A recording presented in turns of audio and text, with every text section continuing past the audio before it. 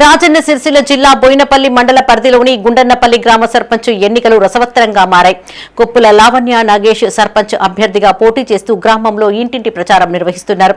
కొప్పుల లావణ్య నాగేష్లకు గ్రామస్తుల నుండి అనూహ్య స్పందన లభిస్తోంది.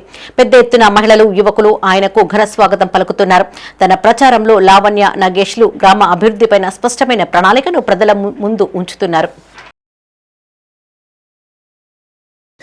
గతంలో కూడా మనకు 5 సంవత్సరాల క్రితం కూడా కత్తెర గుర్తు వచ్చింది.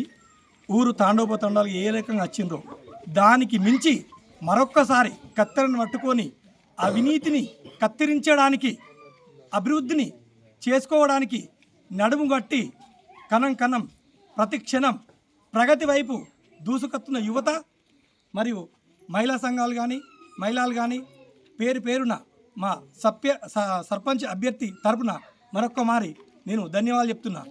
ఎప్పుడైతే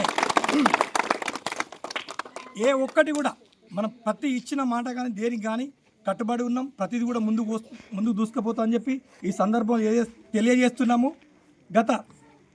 గతంలో మనం చూసుకున్నట్టయితే ఏ లెక్కన కత్తెర గుర్తుపై ఓటు వేసి అత్యధిక మెజారిటీతో గెలిపించిర్రో మరొక్క మారు అదే హిస్టరీని, చరిత్రను తిరిగా రాసే దిశగా